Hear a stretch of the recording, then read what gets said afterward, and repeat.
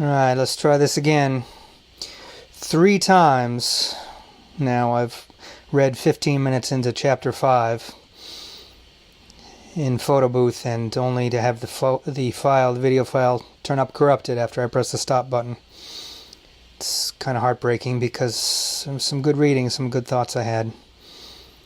But as I've said several times after the second and third reading, or beginning of the second and third reading, sometimes pain and loss is important, and good things come of it.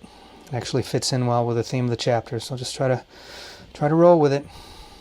Alright, here we go.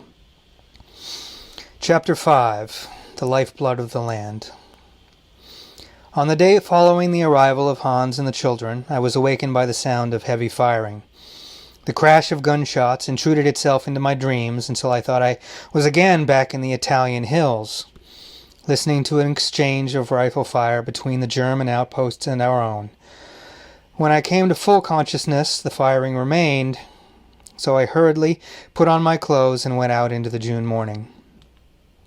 Franz and Otilik and Hans were sitting on the ridge above the cabin, and they were steadily firing their rifles across the river.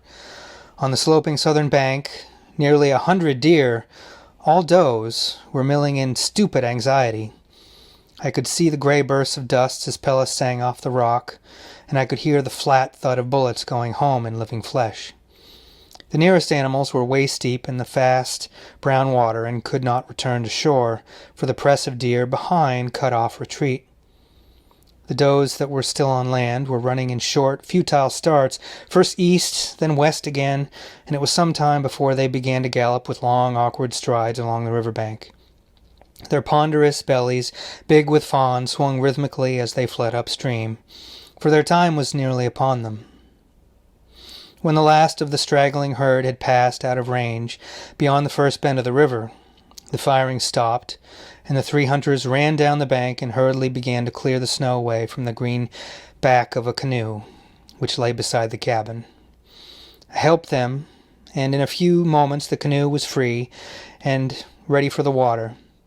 Franz and I pushed off into the still-flooded river, and we worked with all our power to gain the other bank before the current could sweep us out into the opening bay. It was hard and exciting work, but even in the fury of that struggle, I had time to notice that the water was not all brown. Long, tenuous crimson streamers were flowing down the river, fading and disappearing as they joined the full flow of the current. We grounded on the opposite shore and leaped into the water to beach the canoe out of the river's grasp. The excitement of the shooting and of the river crossing ebbed as suddenly as it had risen, and I stood on the rough rocks along the slope and looked down on the dead and dying deer. There were a dozen of them lying in my sight along the shore. Their blood was still pumping thickly into the foam-flecked eddies at the river's edge, for only 2 of them were dead. The rest lay quivering on the rocks and lifted heavy heads to watch us blankly, or, struggling to their feet, plunged forward, only to fall again. I just decided to play it safe and to cut it off at less than 4 minutes. Don't want to risk losing it again. But, yeah, try to recreate the thoughts and feelings I had 3 other times. Find myself thinking about empathy for these deer and what it must be like for them, the different minds and their different evolution. You know, as humans, guns would be firing. You'd be looking for the guns if you knew what guns were, but deer would have no idea what guns were. Just be seeing their friends and family be falling magically next to them, just the terror and confusion, and not only that, but the knowing that you're pregnant with fawns, and just that real confusion and horror. And also what Mowat must be going through, his experience of guns and killing like that from World War II, the horror of war, no utility to it, and what he was trying to escape, and then seeing his new friends just in ecstasy with all this wild killing because it's about food.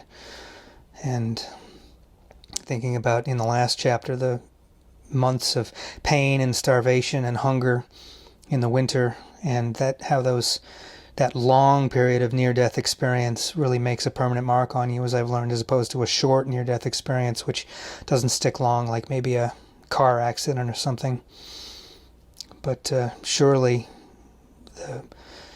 that this long starvation makes a mark on you that lasts. I found myself thinking about a fat, famous Jewish writer who spoke to my high school once about escaping the concentration camp, and his writing on that, and his relationship with food after that. Just the love of food deeply ingrained in his bones, because his bones had been so touched by starvation. And stories I've heard about animals starving on the streets, rescued as strays, finding homes, and all of a sudden having plentiful food from well-to-do human homes, and they become fat and very protective of their food for the rest of their lives. And their world revolves around food. When I think about myself, and maybe you too, you've been hungry sometimes, probably not starving for an entire winter near death, but think about being hungry and just having a big meal and what joy that is, and how that'd be nothing compared to what you must feel if your food are living creatures like deer, even if they're pregnant, and the ecstasy of knowing that a meal is at hand, and a different relationship with food that native peoples would have, like I was saying about how different native peoples can be from quote-unquote civilized people in their relationship to the animals that they consume, and the interweaving of life and death in ways we can't comprehend, and the spiritual respect for it in ways we can't comprehend. I find myself thinking about the classic spiritual science fiction novel,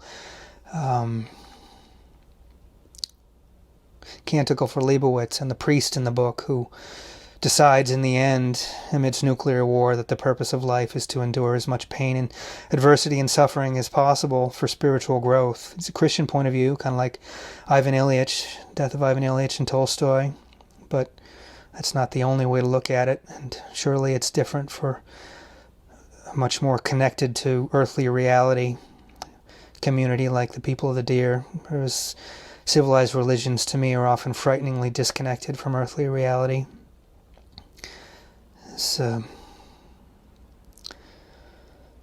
In the priest in Canticle for Leibowitz, he talks about having a cat who's dying and suffering, and he feels empathy for it, and he wants to save it from its suffering. So he takes a shovel and he tries to kill it to help it, and it goes horribly awry. It doesn't kill it. The cat is terrified and in more pain and runs away and angry, and it's a miserable experience for both of them. And later on in horror, he realizes he should have left the cat to its own experience of life and death, and not tried to rescue it out of his ego and his own selfish empathy.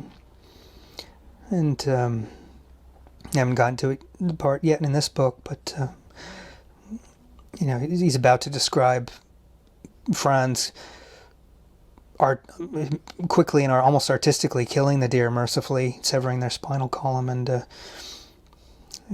is that denying them their right to a spiritual and painful experience of death? Also found myself thinking about high school friend of mine, Lance Horn, who was he was in my class in high school. He was kind of egotistical and annoying, but also intelligent, and I met him by chance later. He moved in next door when I was still in Vermont about a decade ago, and he'd become a wonderful family man, kind of plump, not skinny and athletic like he used to be.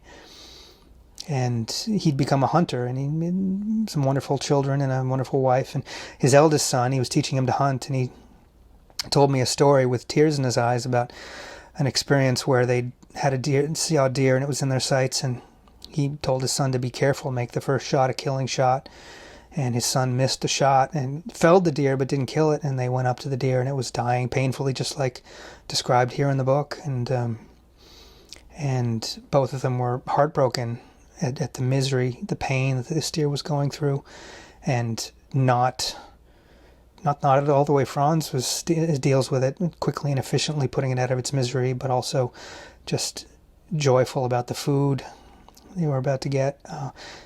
But to him it was a life lesson about being careful and preventing suffering. But suffering is integral to the life of these people of the deer in a way that we can't comprehend. Anyway, that's most of it. Let me stop it again just to make sure I don't lose that fourth attempt at thoughtfulness.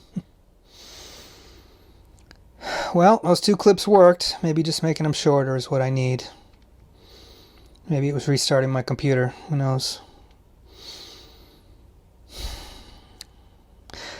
It was a sight of slaughter and of horror, and the knowledge that each of these dying beasts was swollen with young did not make the bloody spectacle easier to bear. I was seeing the blood of the land flow for the first time, but though my eyes were still those of a stranger and I was sickened by the sight, Franz was quite unperturbed. Rapidly, and with the agility of a deer himself, he leapt among the rocks to reach the cripples. He carried a short-bladed knife, and as he reached each wounded doe, he made one dexterous thrust into the back of her neck and neatly severed the spinal cord running inside the vertebrae. It was efficient, and it was mercifully quick. Within 10 minutes, all the wounded animals lay still, and Franz began the task of cutting up the meat. In Dan Simmons' book, The Terror, which I think I mentioned earlier, fictionalized version of history, there's a scene in which an Eskimo woman is hunting seal, and she plants herself very still over a hole in the ice, waiting for a seal to come and breathe the air. And when it finally pokes its head out, she deftly captures it and kills it. And as it's dying, with deep respect and empathy and spiritual significance, she breathes. She either breathes air into it or she gives it a drink of clean water as a final gift to it, and gratitude for its giving its life to her. But it's quick death and respectful. Again, there's so much understanding to be had about more grounded ways of looking at the world.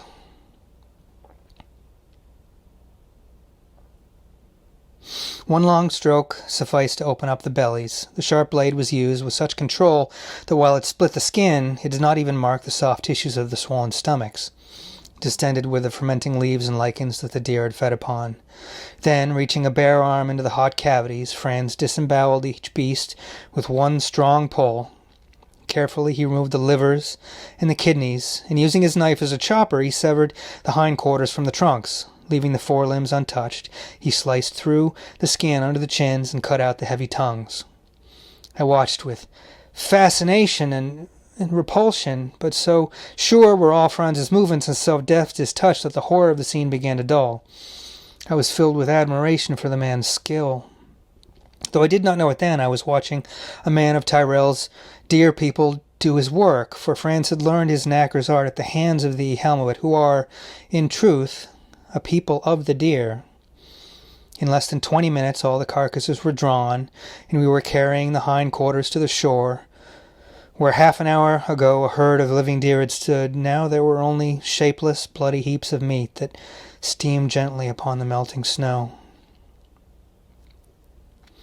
Sometimes I think about how close each one of us is, with one being hit by a car or something like that, of being a shapeless, bloody, frightening hunk of meat, but we're so in a bubble an entire lifetime, being protected from the ugly ways of death, and always around people who are well-dressed and clean and quote-unquote civilized, that it just seems the reality of how we're always just inches away from being a bloody, steaming mess is alien to us. I remember bringing that up once in a college class, literature, English class. I don't remember what the context was, but it didn't seem like my young, too far from death college classmates quite felt what I was getting at, and I'm actually surprised in hindsight that I was able to feel it at that young age 25 years ago. In less than 20 minutes, all the I read that. The transition was too quick to have its full effect upon me then, and by the time I had lived in the land long enough to understand the truth behind a killing such as this, I too came to view it through northern eyes, and to recognize the stark utility of death. But now it was my first spring in the Barrens, and the deer had returned. With their coming, the long hiatus that life suffers during this interminable winter months was over. Outside the cabin, the meat-hungry dogs raised their gaunt faces and howled exuberantly as each new change of breeze brought the strong smell of deer. Kuni and Anotiluk were in an ecstasy. Anotiluk rushed knee-deep into the swollen river to help us land and eagerly snatch up a piece of still warm meat and wolfed it down with feverish excitement. I remembered that this was the first meat he had tasted in long months, and Anotiluk had not yet forgotten those starvation days by Utek's lake. Kuni was not far behind him, and I cannot describe the emotions that filled me as I watched this girl child with a knife in one hand and a great chunk of dripping black back meat in the other, stuffing her little face and burping like an old clubman after a gargantuan meal. I often think of children as being so innocent and wanting justice and abhorring violence, and the image of young children just reveling in what to us would seem like the slaughter of beautiful nature, of mothers with child when they're children themselves. It's striking to say the least. For the first time, Hans showed some animation. He smiled. I do not know whether it was from pleasure in the killing or in the anticipation of fresh food. His smile was, well, expressionless. That was the first paragraph that I'm reading for the first time that I haven't read 2 or 3 times already. Franz, too, was smiling as he unloaded the heavy cargo, and he shouted at Kuni to get a fire going. A new spirit of enthusiasm and fresh life was in the place, as if new blood flowed through the veins of those about me. Even I was stung by an emotion I could not analyze, and I felt alive as I have never felt before.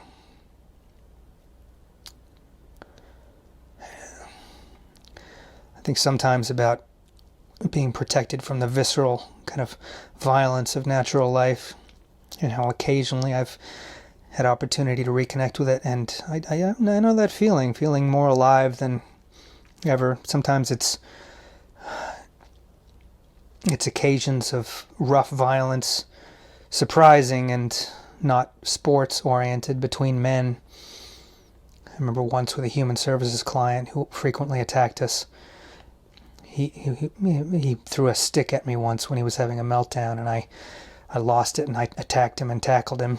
Didn't hurt him, but tackled him, and a similar kind of feeling, like some kind of life flowing in me that made the normal flow of life seem dead by comparison. And I often feel jealous of men in communal hunting, even though I've never experienced it, but descriptions in this book has made me feel it. The military is maybe as close as you can get, even though it's horrible war.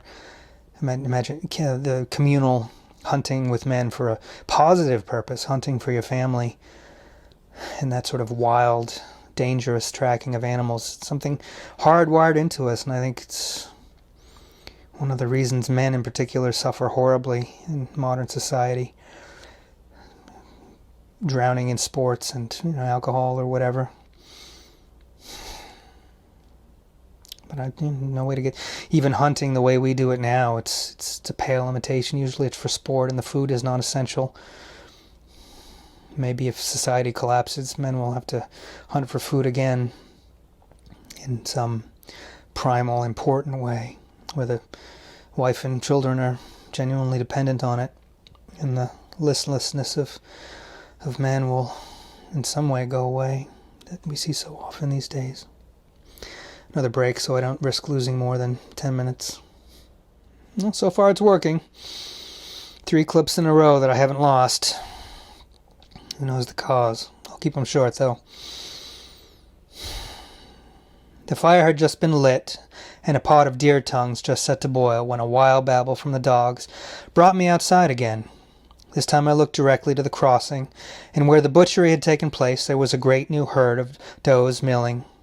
as it came up against the stream. This time there was no shooting, though Hans could hardly restrain his urge to take up a rifle and empty it again. The deer seemed to ignore the cabin that stood in full view, and in a minute they had all taken to the stream. Heavy as they were, they swam buoyantly and powerfully, so that they made the crossing without losing ground and landed literally in our own front yard. The dogs became insane and threatened to tear their tethering posts out of the frozen ground. The deer paid them and us but little heed. Splitting into two groups, they flowed past the cabin, enveloping it for a brief instant in their midst. The stink of barnyard was strong in our nostrils as they passed.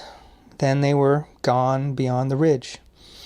In less than an hour, I had seen so many deer that it seemed as if the world was full of them. But I had seen nothing yet. That afternoon, Franz took me on his sled, and we drove wearily along the rotten shore ice of the bay to the Ghost Hills. The heat was remarkably intense. At noon, the thermometer had reached 100, and so we wore nothing but thin trousers and cotton shirts. Water lay deep upon the ice, and the sled was really more of a boat than a land conveyance. An hour's travel took us to the north shore of the bay, and here we tied the dogs and climbed a long, gentle ridge that faced the south. Below us lay Windy Bay, and beyond it the shattered slopes of the Ghost Hills. It was a scene to be recorded on gray paper, for the growing things had not been able to keep pace with the precipitate transition of the seasons, and the subtle overlay of color that would suffuse the summer plains had not yet begun to flow. The rotting surface of the ice was dark, but framed in ivory drifts, still lingering on the shores and in 1,000 gullies and ravines. The hills were dun-colored heights, sheathed in rock, and long dead lichens, with startlingly black patches of dwarf spruce spotted along their lower slopes. To the north, the plains sank into white and snow-filled hollows, hiding the muskegs and ponds, then lifted to reveal a hueless leaden waste that stretched to the horizon. From our vantage point, all of this achromatic world lay somberly below us as we waited for the coming of the deer. We had not long to wait. Franz caught my arm and pointed to the convoluted slopes of the distant southern hills, and I could just discern a line of motion. It seemed to me that the slopes were sliding gently downward to the bay, as if the innumerable boulders that protruded from the hills had suddenly been set adrift to roll in slow motion down upon the ice. I watched intently, not certain whether the sun's glare had begun to affect my eyes so that they played fool tricks on me. Then the slow avalanches reached the far shore and debouched over the bay. I tried to count the little dots, 10, 50, 100, 300, and I gave up. In broken, twisted lines, in bunched and beaded ropes, the deer streamed out onto the ice until they were moving north across a front of several miles. From that distance they barely seemed to move, and yet in a few minutes they had reached the center of the bay and had begun to take on shape. I had binoculars, but in my preoccupation with the spectacle below I had not thought to use them. Now I lifted the glasses to my eyes. The long skeins dissolved at once into endless rows of deer, each following upon the footsteps of the animals ahead.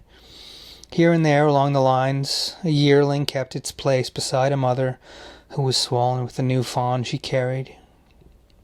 There were no bucks. All these animals were does, all pregnant, all driving inexorably towards the north and the flat plains where they would soon give birth. The leaders reached our shore and began the ascent, but across the bay the avalanche continued and grew heavier. The surface of the bay, for 6 miles east and west, had become one undulating mass of animals, and still they came. Without hurry, but without pause, unthinking, but directly driven, they filed down to the ice and following the tracks of those who had crossed first, made for our shore. Highways began to grow. The black ice was pounded and shattered until it again became white with broken crystals. The broad roads stretched across the bay, multiplied, grew into one another until at length they disappeared, and the whole sweep of ice was one great road. The herds were swelling past our lookout now, 10 paces from us, 5. Then we were forced to stand and wave our arms to avoid being trampled on. The does gazed briefly and incuriously at us, swung a few feet away, and passed on to the north without altering their gait. Just occurring to me that every time I raise my hand, it's going to create a problem with the video backdrop. Hours passed like minutes. The flow continued at an unbroken level until the sun stood poised on the horizon's rim, and I became slowly conscious of a great apathy. Life, my life and that of Franz, of all living things I knew, seemed to have become meaningless, for here there was life on such a scale that it was beyond all comprehension. It numbed my mind and left me feeling as if the inanimate world had been saturated with a reckless prodigality in that sacred and precious thing called life. I thought of the 12 deer slaughtered on the banks of the Windy River, and I no longer felt horror or disgust. I felt nothing for the dead who were drowned beyond memory in this living flow of blood that swept across the plains. It was nearly dusk when we roused ourselves. We walked silently to the sled, and I felt a little sick. I began to doubt the reality of the vision I had seen. The ice had begun to freeze as the sun went down, and the sled bumped so wickedly over the endless hoofprints that I was forced to run along behind it. A dozen times we passed close to a late herd of deer, and each time the dogs, in defiance of Franz, lunged in pursuit and could be halted only when we overturned the sled to hold them back.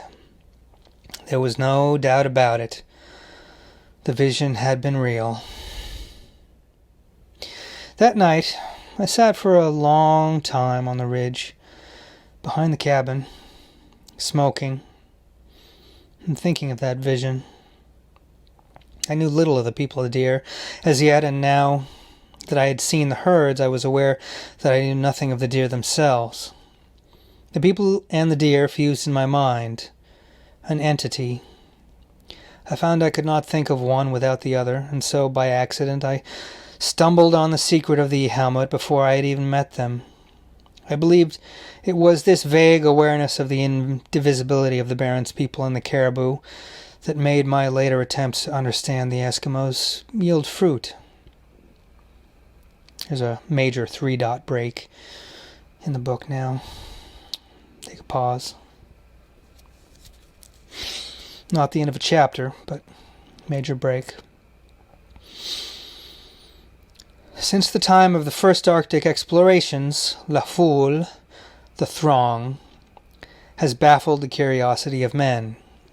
Unlike the immense herds of the prairie buffalo, whose habits were open to the eyes of human intruders, the caribou have always remained wrapped in an aura of mystery that has never quite been penetrated.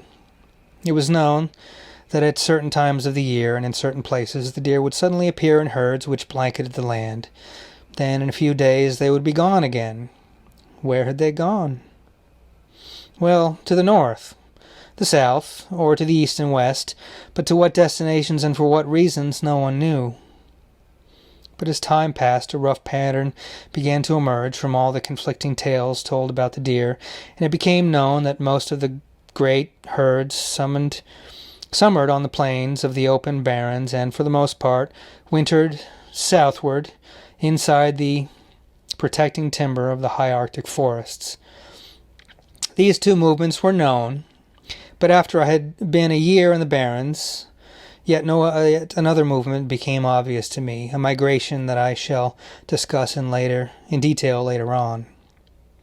The does, moving up from the forest across the mouth of Windy Bay in the first weeks of spring, soon began to disappear, and there came a week when only little bands of stragglers, the sterile does, were seen. These did not hurry, for they were not driven by the compulsion of their swollen bellies. Old does, and those that had not been bred, passed gently by, but on their heels there came a new upsurge. the bucks arrived. For a few days, the hard-packed crossing places were again so thickly carpeted by the brown backs of animals that the ice could not be seen. Then suddenly the bucks, too, had passed our camp, following the trails of their does, who were even then giving birth on the flatlands 500 miles to the north of us. The bucks passed, and that was the end of the spring migration. Those stragglers continued to come our way for many weeks. The beasts that passed under my eyes that spring were hardly things of beauty. Their rough coats were molting, and in places the passage through the thick forests had rubbed the winter hair away from their great patches of black skin. The distended bellies of the does and the ugly bovine heads of all the animals were quite without antlers in the spring, bore no resemblance to the graceful shapes that our minds conjure up at the word deer. Certainly these caribou were not graceful, swift-limbed animals, and yet their long and knobbly legs with huge splayed feet carried them over the rough land with a deceptive speed and sureness. Nor did their manners make them more attractive. Does, fawns, and bucks, without exception, enlivened the long day's trek with a ceaseless succession of belly noises that made each herd seem like one noisy knot of rampant indigestion. The belly rumblings formed an undertone to the castanet-like clatter of their feet, for the ankles of the caribou are fitted with loose cartilage that, when they move, emits a clicking noise not unlike the muted sound of rocks being tapped against each other under water. By the end of June, the last stragglers, the wounded and the sick, had passed by Windy Bay, leaving the land about our camp to countless flocks of ducks, gulls, and sandpipers, who kept up a constant cry of movement over the little ponds and the softening muskeg bogs. The snow was gone by then, yet the passage of the deer was still remembered, for the low bogs had been so cut and torn by the pounding hoofs that areas of moss, covering acres in extent, had been churned to chocolate-covered pudding of ancient peat, torn from its frozen sleep and left to melt under the heat of a forgotten sun. The heavy stench of barnyards hung over such spots as these for many weeks. Even the surfaces of the great ridges, paved with frost-shattered rocks, clearly showed the eternal passage of the deer. Trails crossed and intersected everywhere, so that in all the country it was difficult to find a single square yard of land which did not bear the deep impress of a long-used trail. Even on solid rock the trails were clearly marked by some had been worn into the gray gneiss, Gneiss, of a foot in depth. For while the land at Windy Bay was given over to birds, the anxious does had borne their fawns on the chosen ground of the high flat plains that lie to the south of Baker Lake and Thalon River. The fawns were with the herds, grunting and coughing about their restless mothers. These precocious children can outrun a man within hours of their birth, and can give even the great Arctic wolf a difficult pursuit. It is well for them that they are so forward, for many of their mothers are singularly lacking in maternal instincts, and it is sometimes happens that the does desert their young in the face of danger. So it is not uncommon to meet young fawns roaming alone in the wide spaces of the plains. These lost youngsters will attach themselves to men and follow them for hours, for like all caribou, the fawns are cursed with a great curiosity about things better left alone. Yeah, there's certainly some evolutionary basis there. Human beings, babies are born helpless and need so much care. There's no wonder that human mothers are not like that at all. Human mothers are filled with maternal instinct because it's necessary. If young caribou are so quickly able to care for themselves, and guess mothers can be sort of careless, like some human mothers who've had real adversity and maybe were raised poorly. When the fawning is done with, the restless urge that brought the throng northward still remains upon it. Now the great herds split into little groups which remain forever on the move. In eddies and milling crowds, they circle aimlessly across hundreds of miles of tundra in each few days. The deer have no home. Winter and summer they must always be on the move. For when such numbers gather at any given spot, the lichens and dwarf willow leaves that form their chief foods are speedily exhausted, and if the deer remain, they starve. Thus, throughout the long, hot July days, the northern plains are filled with restless little groups of deer, which shift about and pass like tumbleweed. But in late July, a new compulsion seems to seize them, and this is the movement I referred to earlier as one that still remains quite unexplained. A few of the tiny groups suddenly decide to drift towards the south. As they move, they are like the beginnings of a growing avalanche, for they pick up and carry with them all the herds they meet, and the momentum of the march increases rapidly from day to day. By early August, this movement is a flood.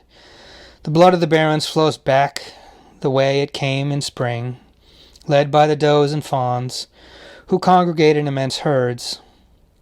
So the midsummer movement rushes southward at increasing speed until, reaching the forest edge, the wave of deer is halted and flung back in disorder and confusion, as waves are flung back under granite cliffs. The vast summer herds break up, and once again they eddy slowly about, with complete aimlessness, behind the wave of does, and sometimes mingling with them. The bucks now carrying incredible spreads of velvet-covered antlers, follow along the trail of the stampede. Then slowly a recoil begins, and once again the deer drift to the north. No man can tell the full reason behind this summer flight, for winter is still far away, and before it comes, all the deer will have moved north again, nearly to the limits reached in spring. Perhaps they make this summer migration because of the flies. Mosquitoes and black flies abound so richly in the Barrens that for weeks on end a wise man does not stir from his dark cabin by day unless driven by urgent need. Summer travel is a constant flight, an endeavor to escape the pursuing haze of winged tormentors. I have seen men remove their shirts after a day in the summer Barrens, and those shirts had to be peeled away from the body, for they were glued to the flesh with the blood of countless bites. The flies are not the least of the Barrens' defenses, and they have greatly assisted in protecting the land so long from white men's violation. Real tangent here. I have a memory about 20 years ago of watching an award-winning animated short set to music. It was a song, a classic woodsman song, I think, of the northern Canada, called Little Black Flies, and animated in just clouds of black flies chasing and tormenting these white woodsmen, hunters. And the chorus that I remember is, "I'll die with the black flies picking my bones." Black flies are a pain around here, but nothing like that.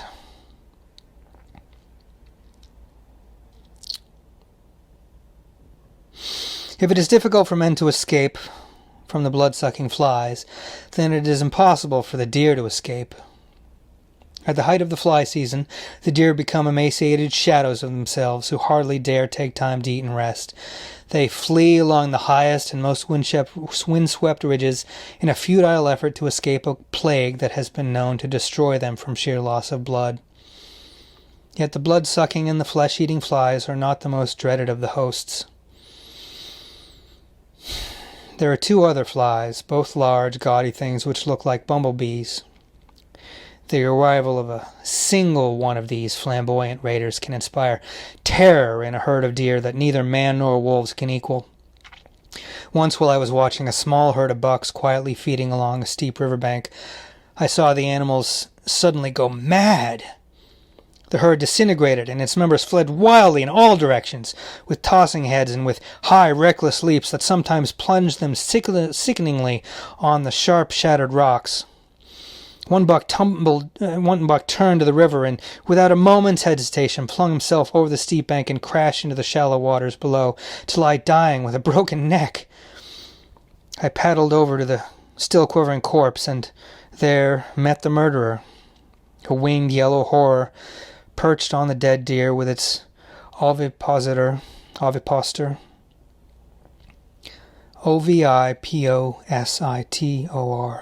ovipositor, throbbing and swelling as it sought a place to lay its microscopic eggs. These eggs hatch into minute larvae which burrow through the hide, enter the bloodstream, and in time emerge from the flesh to lie in little pockets just underneath the skin on the back of the deer. By the next spring, these pockets have reached full size, and each contains an aqueous grub as big as the end joint of a man's finger. I have counted 200 of these white and repulsive parasites under the back hide of a single deer. In June, the obese larvae burrow out through the skin, riddling it as if by machine gun fire, and drop off to pupate on the ground.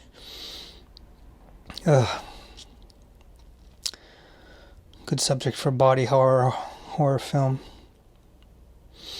The second of these two devil flies is of an even more evil nature, for its larvae live not under the skin, but in a tight and squirming mass the size of a small grapefruit, which clogs the cavities of the deer's nose and throat until it seems impossible that the victim can escape death by asphyxiation. I once took 130 of these giant maggots, each an inch long, from the nasal passages of a single doe. Now perhaps, though I cannot prove the supposition, it is the threat of these many varieties of winged furies which drives the deer so far north in the early spring. For the farther north, the later is the coming of the fly season. Then again, perhaps, as the flies die off from north to south, with the progress of summer, the deer may follow that line of recession in search of undepleted pastures. I do not know if this is true, but I do know that the summer arrival of the deer in the central Barrens during my stay in the land coincided exactly with the final abrupt disappearance of the flies at that point. While I am speaking of the flies, I may as well exhaust the subject of the minute beasts who prey upon the deer. The big fly maggots are well known to all who know the caribou. But fortunately for their peace of mind, few northerners have any idea of the menageries of other unpleasant beasts that exist under the skin of the deer. Parasites are so numerous, I conclude from my own studies, that there comes a time in the life of every deer, if it survives the other perils, when it is so overloaded with parasites that it simply dies of outright starvation, though it spends all day eating. All other things being equal, I doubt if a deer can expect to live more than a dozen years before it is so riddled with worms and cysts that death must inevitably ensue.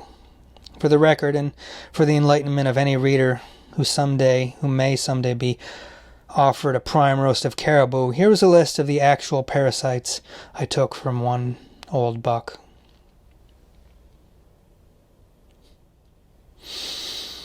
In the old body muscles there was a concentration of tapeworm cysts that averaged 2 per cubic inch of meat.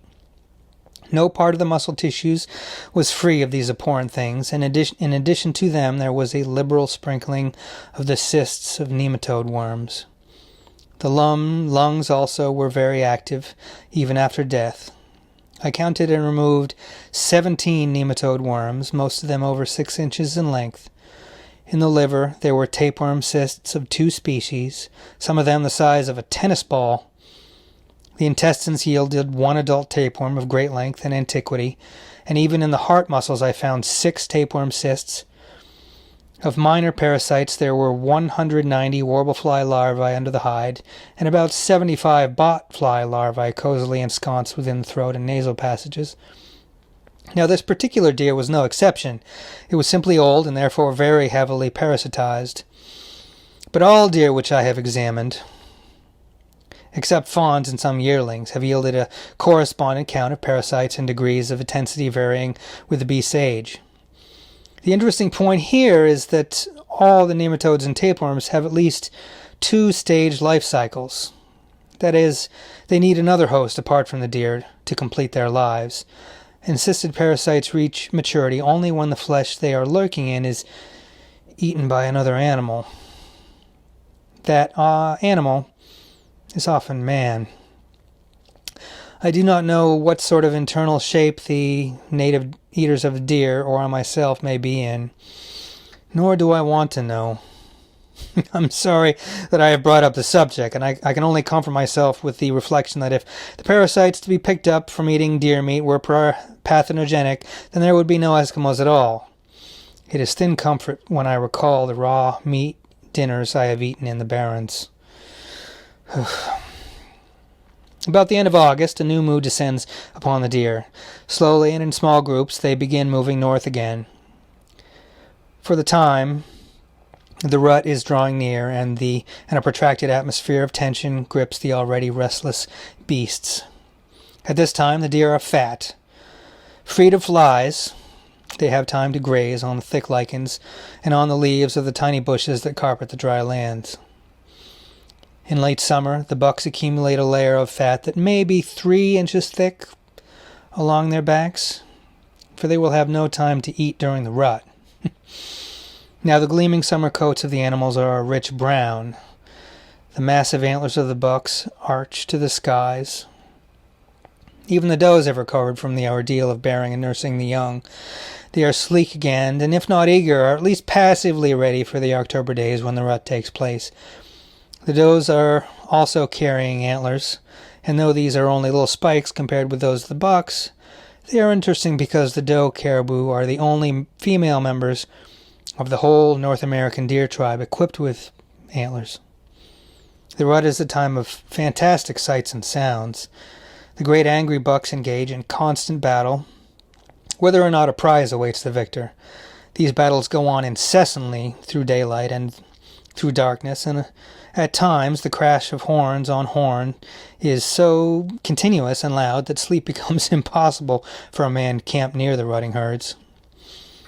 Yet the battles are mostly sound and fury. The tremendous sweep of antlers that dwarf their bearers are of little use as dueling weapons, and usually the only damage to the contestants is to the loser's pride. There is, of course, the constant and macabre danger of the two sets of antlers locking, and it is not rare to find skeletons of such combatants still locked in mutual death. It's related to the ruts. I've got a memory of one time, about 20 years ago, when I lived at my dad's house, watching a young dog and a husky dog, or an Arctic dog, brought by a neighbor. And the young dog was girlfriends of one of my housemates, just barely capable of having pups, and the husky mounted her, and they got stuck together. It wasn't stuck together with antlers, and it didn't last until they died. But it's also a mutual powerful locking. For a few weeks, the winning bucks take over and defend the herds of does. But when the urgent drive of their loins is quite exhausted, the older bucks leave the harems and go back to their own segregated lives. Until the first fall of winter snow, the northward drift continues. But on a certain day, winter gives its brief warning before it roars down out of the darkening Arctic, and the coming of the first snow fills the deer with panic. A frenzy seizes them, and they turn as one animal, coalesce into immense frantic herds, and pound toward the south again. Herds run into herds until the concentration is so complete that all the animals throughout the land may be together in one single mighty wave which plunges wildly down upon the shelter of the southern forests. In the fall of 1947, I met that panic-stricken wave of fleeing deer. One day the country stretched endlessly northward, and it was empty of all motion, save where a raven soared in lazy circles against a fading sky. But with the following dawn, the land came alive. From a high hill beside the river, I could see nothing but the backs of deer. The river seethed with a multitude swimming its rapid width, and the clicking of the countless feet was more persistent than the cries of crickets on a warm summer evening in the south. But 3 days later, that same land was dead again. A single wolf, following leisurely over the corroded muskeg, was all that moved upon the plains. The white barrens seem empty of all living things, but there are still a few isolated little herds of deer, widely dispersed, sheltering in the islands of scrub spruce on the white plains. These deer are so few that their presence often remains unnoticed, except by those white shadows which are foxes and wolves. Cut off from the forest herds by the arrival of full winter, the isolated ones find a precarious living in the barrens by digging for lichens through the snow. It is no easy life, for the drifts are sometimes many feet in thickness, and packed by the winds to the consistency of wood. Nevertheless, the dangers they face are as nothing to the dangers beset the main herd sheltering inside the timberline. Break again, but one more thought about, he's talking about to the south with crickets, but he's talking about south in, I think, Canada. It's amazing how north and south is perspective. To me, that's north.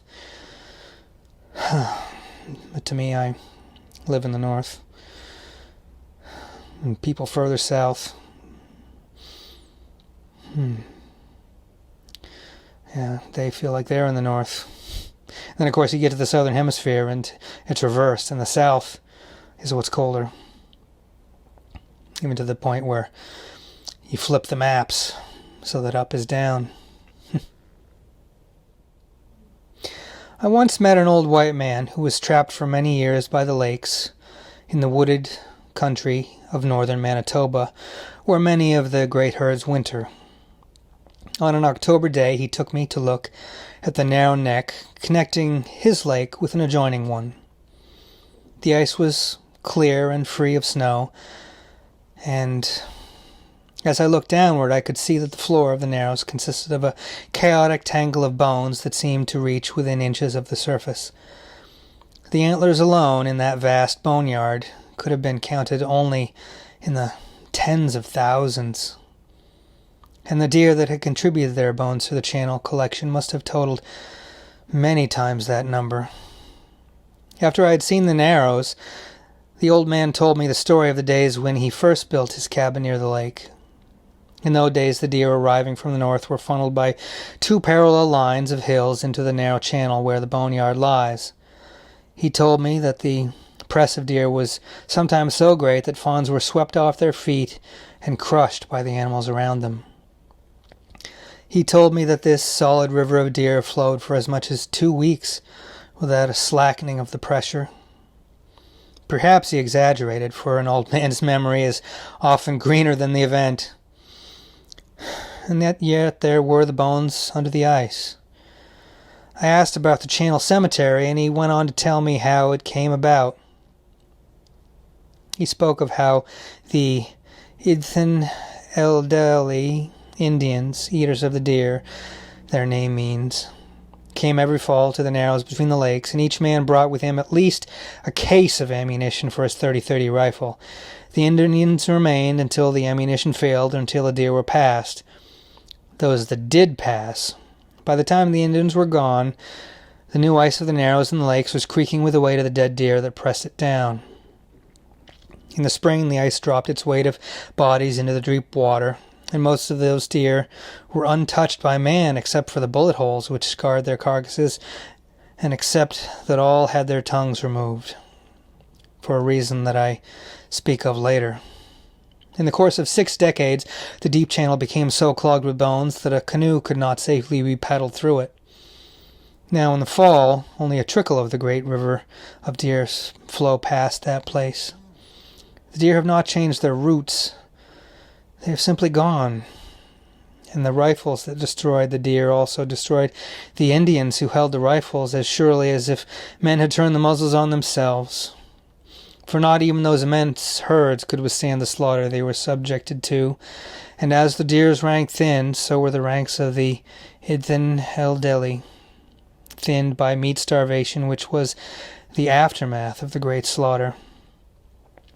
It is almost the same tale throughout the entire wooded range of the deer. At Reindeer Lake in the late 30s, the annual kill of deer was somewhere near in the vicinity of 50,000 animals. Now there are not that many living deer in all the Reindeer Lake district and in all the lands about the Great Lake that was named for them.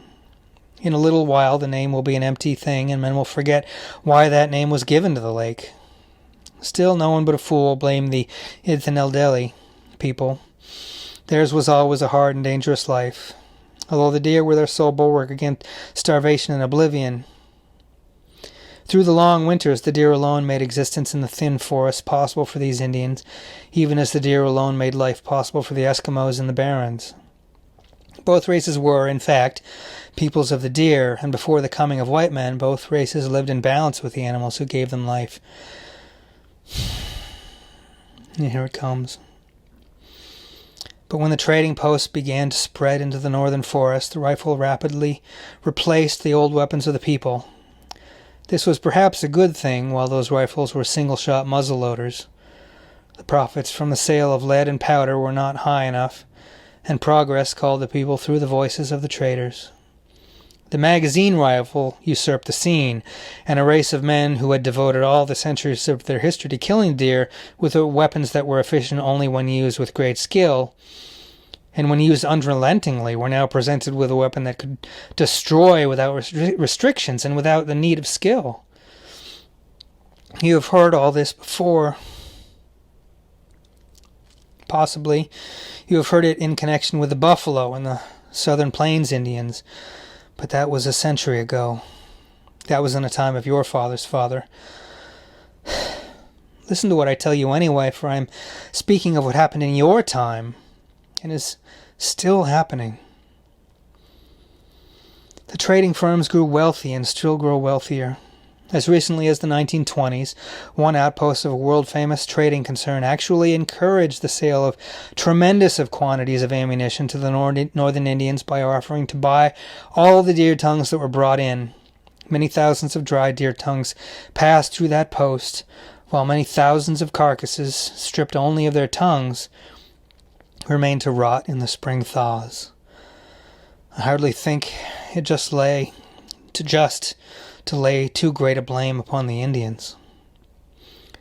The Untitled went out to their great winter hunting grounds, every hunter carrying a case of shells, 1,000 rounds. And often enough they were back at the post before spring for more. The profits mounted pleasantly, so pleasantly that a recent suggestion that the sale of ammunition be limited for the good of the purchasers and of the game was denounced as interference with the liberty of men.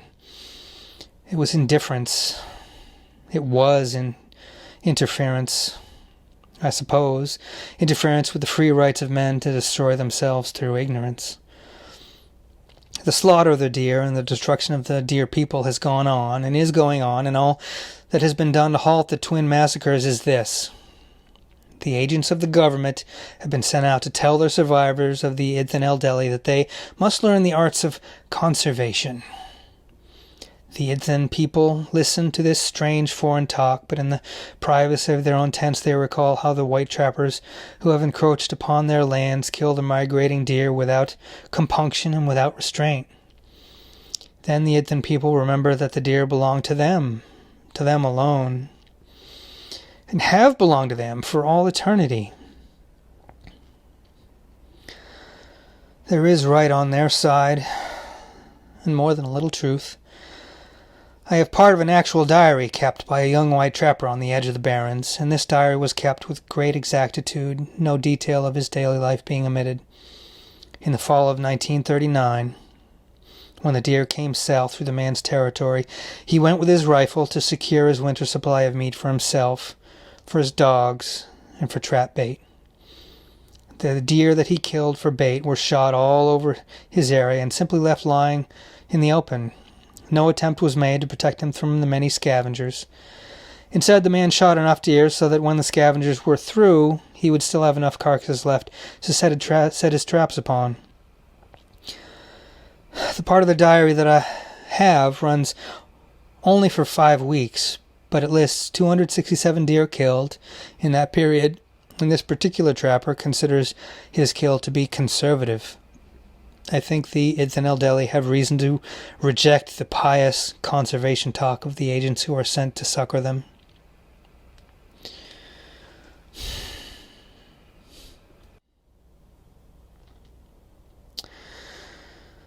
Oh, capitalism and profit. So easy to convince yourself that it's the only purpose. The money and the stockholders, and when you're getting your money and your value from a community that's elsewhere and you don't suffer at all, if you bleed it dry like a vampire, if you turn some community far away into a desert, but your little community is so fine, still fine, it's all fine. NIMBY, not in my backyard. Just make sure you run your business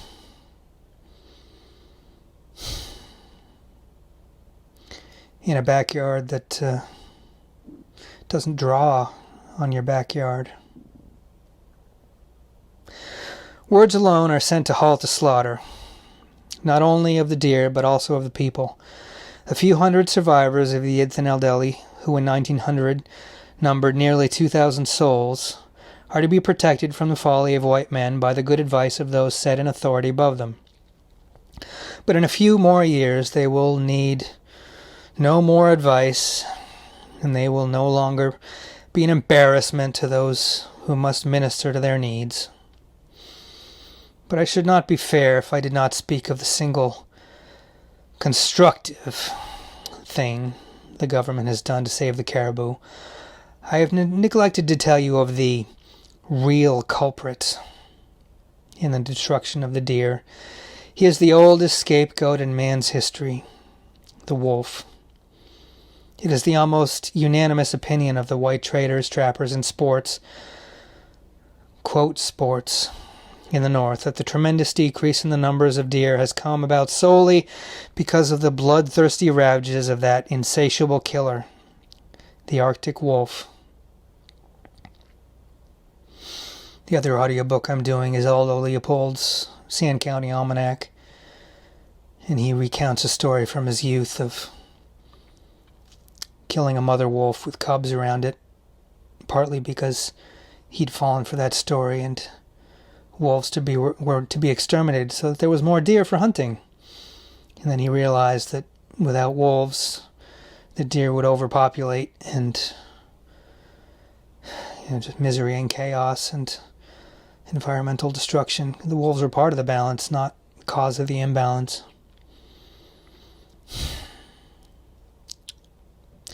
There is no doubt about it. The white trapper who does not kill more than 500 deer a year himself will go into a perfect paroxysm of fury as he tells you how the wolves are slaughtering the deer by the tens of thousands. He has no proof, of course, but then who needs proof against the wolf? The voices of these men make a loud and useful noise. Under cover of the cries set up against the wolf, the real faults lie deeply buried out of the public sight. Cognitive dissonance again. Governments join the cry, accepts it joyfully, and pays a bounty of $25 on the head of each wolf killed. Government is active and the public interest, should it unhappily be aroused to awareness of the situation, is laid to rest again. Cry wolf, you men of little conscience. Ignore the fact that while there have been deer, there have always been wolves, and that until your coming, wolves, men, and deer lived in mutual adjustment with each other for more centuries than we can count. Cry wolf. No one will give you the lie. The wolves cannot answer. The last survivors of the people of the deer cannot reply. As for the deer themselves, in the spring, when the first thaws are still to come, the anxious does move northward and the great herds form. They are still great, and when they pass by, the talk of their destruction seems insane. Yet now they pass along one route where once they moved by many mighty roads. Out on the frozen plains, the Ihalmuit wait, with famine in their now domed homes. And they know fear, for they can no longer tell if the remaining herds will pass within reach of their camps, or whether they will pass 100 miles away and bring no hope to those who starve and die. On the narrows between those two lakes in the wooded country, the bones of the deer mount upward to the surface of the waters, and along the frozen rivers of the Barrens, the new rock graves of men mount upward through the drifts.